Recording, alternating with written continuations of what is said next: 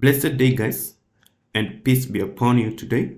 So in this video, we're going to learn how to configure remote access using Telnet. So in this topology here, there's a demo topology here that I've just designed. We are going to remotely control this switch from admin PC. So it's remote access. There are two ways to manage the devices. One is using console cable. This is the console cable. Sorry.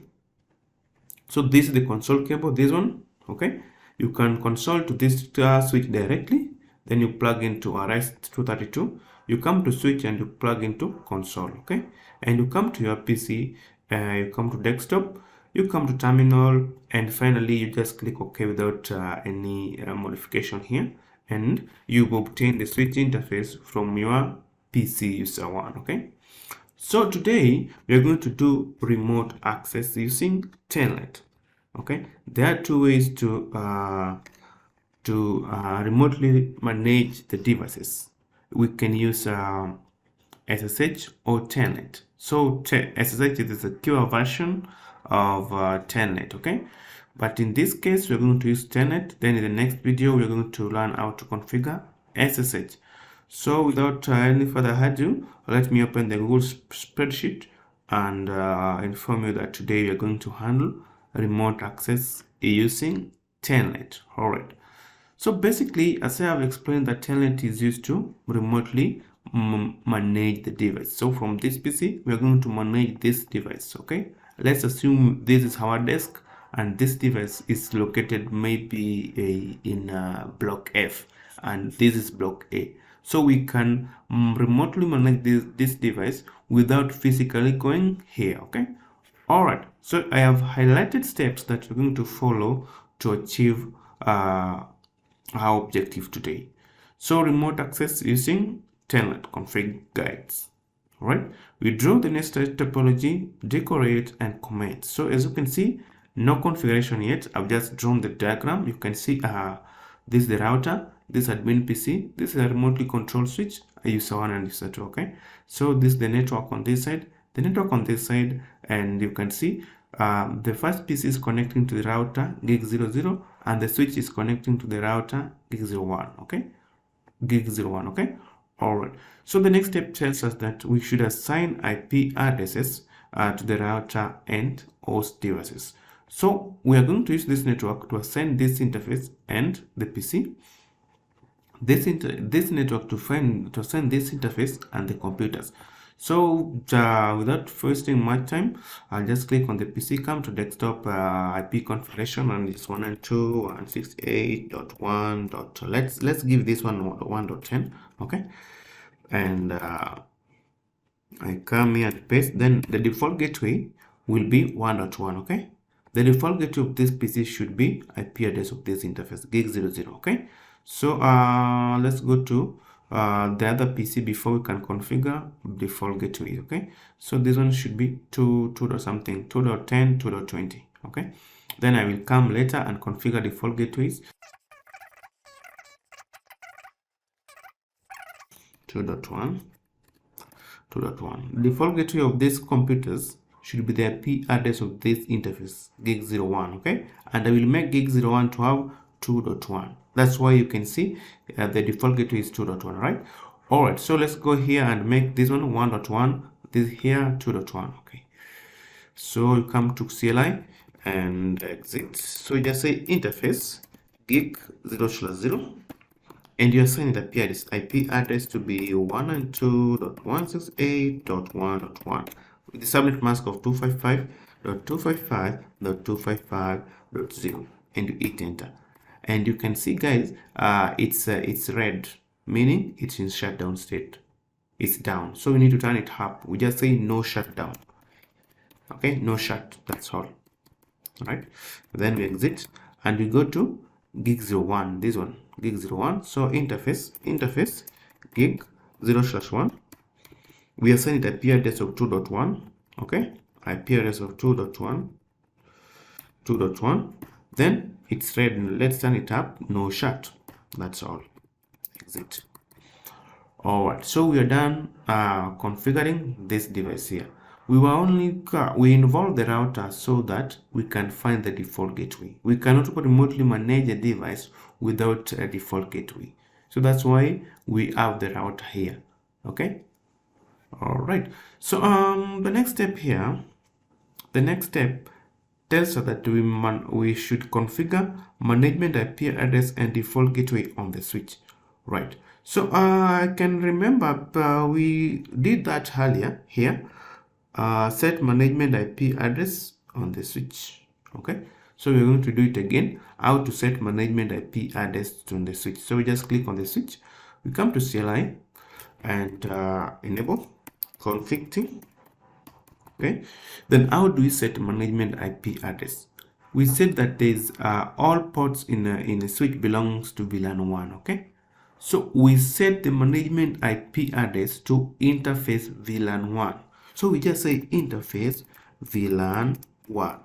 VLAN 1 is the default VLAN in a switch, and all ports in the switch belong to VLAN 1. So we just hit enter. Okay.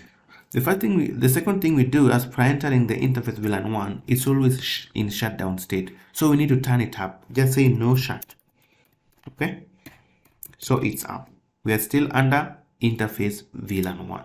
So let's assign management IP address. We assign management IP address according to this network. This network tells us that it's 192.168.2. something. So I just want to set IP, just say IP address to be 192.168.2. Let me assign the last IP address 254. Okay, and the subnet mask of 255.255.255.0. Okay, exit. Then we were told to set a management IP address and default gateway on the switch. So if you want to set the default gateway on the switch, you just do it under global configuration mode. You just say IP default gateway, IP default gateway, and you assign the default gateway of this switch should be the IP address of this interface gig01. Okay. All right. So the IP address there was 192.168.2.1, and you hit enter. Okay, that's all. Then we go to the fourth step: configure hostname, domain name, and username and password. So we need to configure, before we can configure Telnet, we need to do hostname, domain name, username, and password. So let's start with the hostname. So we just say hostname to be S1. I just want it to be S1. Okay. All right. Then domain name. How do we configure domain name on a device? You just say IP domain name to be domain name google.com, cisco.com, yahoo.com, something like that. Yeah, cisco.com. Okay, anything you like, right? Then how do we configure username and password? We just say username as a command, let's say admin, and the password to be, I always like Cisco, but you can write your own password. Okay. So we're done with step 4. Step 5 is to configure local login and transport input telnet on V2I interfaces. So we need to tell V2I interface to use local database to log in. Okay, local database meaning username and password. Okay. All right, and to transport input access basically means that the switch will only be used for Telnet as a method of remote access. Okay, so we have to enter the line V2I first. So just say line V2I 0 to 15. There are always 16 users, V2I users at a time. Okay, the 0 to 15 is 16. Okay, all right. So after entering the line V2I 0 to 15, you just say local login local. Okay, login using the local database, login local. Okay, and you hit enter. It will use the local database username and password. Okay, all right.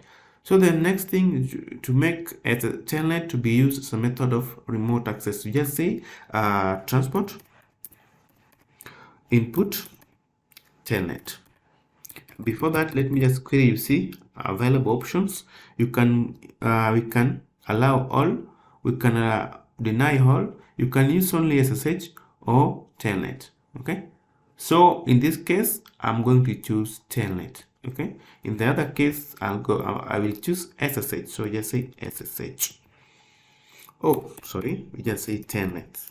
This is a Telnet configuration. All right, and you exit and you do right. So we are done configuring Telnet on this switch. So step 6 tells us that on the admin PC, ping the management IP address of the switch. It should be successful. So the management IP address of the switch was, you can see it was 2.254, the last IP addresses. The last IP address that we set, you can see it was here, the management IP address of interface VLAN 1. It was 2.254. So I'm going to go to this PC. I'm going to this PC and try to ping 192.168.2.254. It should ping, because if it doesn't ping, we are not able to telnet to that switch. So let's give it some time to see if it will ping. Yeah, so you see it's pinging. The packet, the 2 packets are lost, but the others are successful. So I'll ping again so that it can go through all of them. All right, so it's successful as indicated here. Then on admin PC, telnet to the switch using command telnet 192, that one, and this one should be the IP address of the management switch. Okay, all right, so we just use a command, very simple command. How do we telnet to any device? We just use a very simple command like telnet, then IP address of the device that you want to telnet. We want to telnet to this switch. Remember, we've set management IP address to this switch, so we just say telnet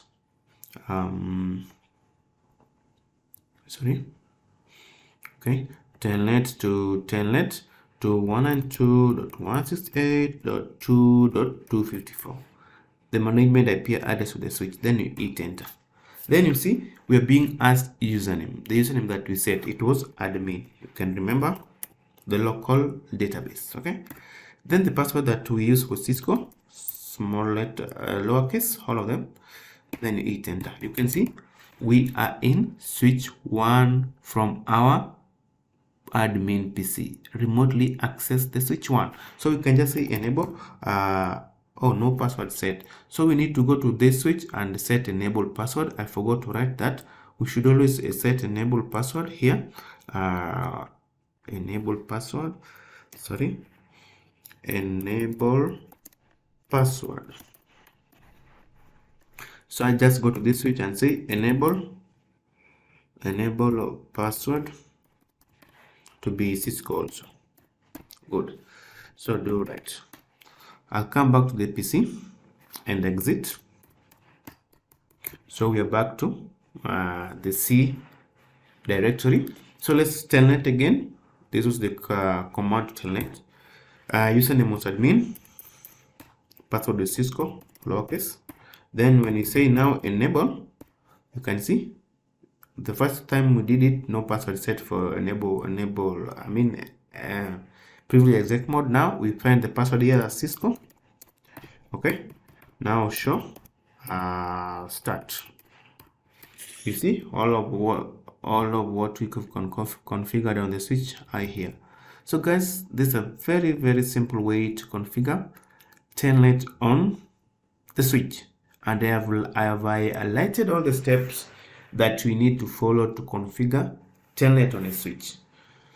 So that marks the end of this video, and I'll come to the Google spreadsheet and mark this as done. Remote access using telnet as done. Okay, so I believe this video has really helped you know how to configure telnet on a switch, and let's meet again to configure SSH on a switch. So thank you so much. Please subscribe to my channel, like this video, share with friends, and drop a comment of congratulations below. So thank you so much, and bye.